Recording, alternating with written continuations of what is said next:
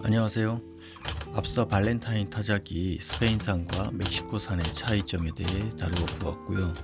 이어서 발렌타인 타자기를 구매하고자 하신다면 꼭 체크해 봐야 할 포인트를 좀 정리해 봤습니다.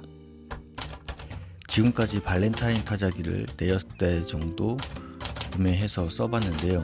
운이 좋아서 상태가 좋은 타자기를 만난 적도 있었고, 막상 물건을 받았을 때 스키핑 현상이라든지 오래 사용을 하지 않아서 윤활유가 말라붙어 버린 경우도 있어서 이제 수리업체에 맡기면서 추가 비용이 더 들어간 경우도 있었습니다. 전문 업체에서 수리와 정비를 거친 타자기는 상태를 담보할 수 있으니 믿고 구매를 할 수 있는 대신에 비용이 조금 부담될 수 있습니다. 반면 중고거래로 판매하는 일반 판매자들의 경우는 대부분 타자기에 대한 이해가 없는 경우가 많습니다. 때문에 타자기의 작동 상태 등 정확한 확인을 해줄 수 없는 경우가 많기 때문에 사진 몇 장으로 가늠하기는 상당히 어렵습니다. 때문에 이런 경우는 가능한 판매자에게 질문을 해서 타자기의 상태를 최대한 파악하시고 구매를 하시는 게 좋습니다. 사진도 추가로 요청하셔서 원하는 부위를 찍어서 달라고 하시고 그걸 보고 구매를 판단하시는 것을 추천드립니다. 그러면 제가 발렌타인 타자기를 구매해서 사용하면서 느꼈던 경험을 바탕으로 5가지 구매 포인트를 정리해 봤습니다. 이건 제 개인적인 견해이기 때문에 판단의 참고사항 정도로 들으시면 좋을 것 같습니다. 첫 번째 체크 포인트는 버킷의 고무 체결 부속의 상태입니다. 저는 발렌타인 타자기를 구매할 때 이 부분을 가장 우선적으로 보고 또 중요하게 생각합니다. 타자기를 버킷 안에 보관하고 운반할 때 타자기와 버킷을 체결해주는 이 고무 부속의 상태를 잘 살펴보실 필요가 있습니다. 이 고무 부속이 타자기 본체와 체결이 되면서 고무 부속이 지탱하는 무게는 타자기가 아니라 버킷의 무게입니다. 타자기의 무게는 사람이 손잡이로 잡고 있기 때문에 이 고무 체결 부속이 타자기의 무게를 지탱하는 것은 아닙니다. 버킷의 무게가 그리 무겁지는 않기 때문에 아주 자주 열고 닫기를 반복하거나 무리하게 다루지 않는다면 상태가 나쁘지 않는 경우도 많이 있습니다.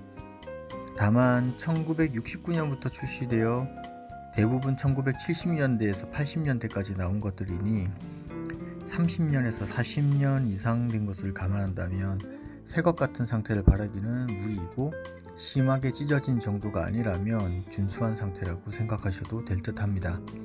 아예 손망실되어 체결 부속이 없는 경우도 더러 있습니다.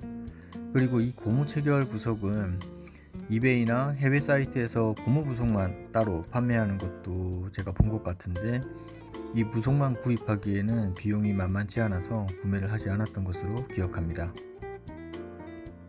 두 번째 포인트는 버킷 내부 완충 고무 부속의 손망실 상태입니다. 파트 1 영상에서 버킷 내부도 비교해서 보여드렸는데요.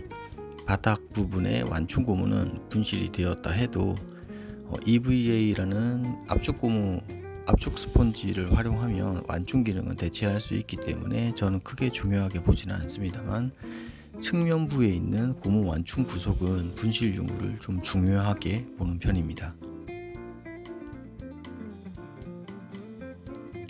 자, 세 번째 포인트는 타자기의 생산지가 어디인가를 보는 겁니다. 이건 발렌타인 타자기 뿐만 아니라 올리베티사에서 나온 타자기 전반에 해당되는 것일 수도 있습니다.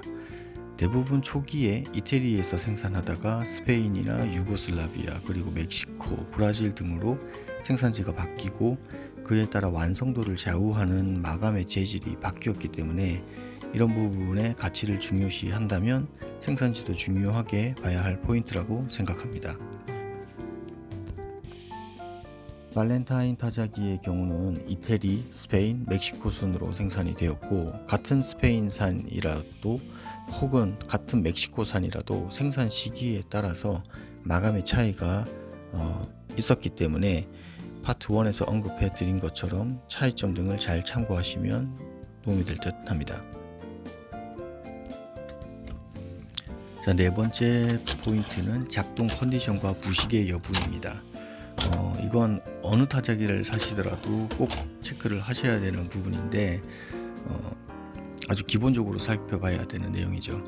작동 영상까지 판매자가 친절하게 올려주는 경우는 거의 없기 때문에 별도로 요청을 하시거나 아니면 사진을 통해서 이렇게 질문을 하시고 답변을 받으시고, 그리고 그 사진 상태 안에서 최대한 작동 컨디션과 부식 여부를 파악하시는 게 관건인 것 같습니다.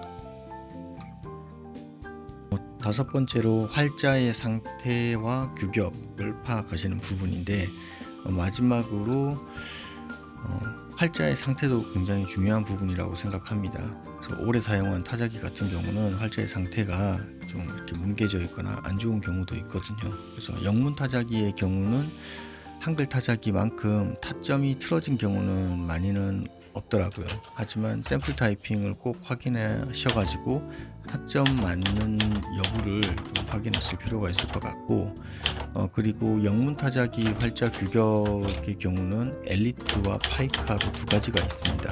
그래서 엘리트 타자기 같은 경우는 1인치에 12타가 찍히고, 파이카의 경우는 1인치에 10타가 찍힙니다.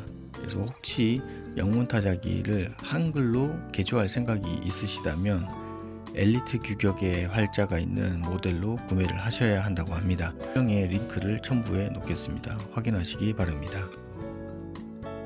여기까지 발렌타인 타자기 구매 시 보셔야 할 체크포인트 5가지를 정리해 봤습니다. 참고하셔서 마음에 드는 좋은 타자기 구매하시는데 도움이 되시기를 바라겠습니다. 마지막 사진은 리뷰에 사용했던 제 발렌타인 타자기를 받자마자 찍은 그 묵은 때 가득한 상태의 사진입니다. 리뷰 전에 때 빼고 광을 엄청 많이 냈었습니다.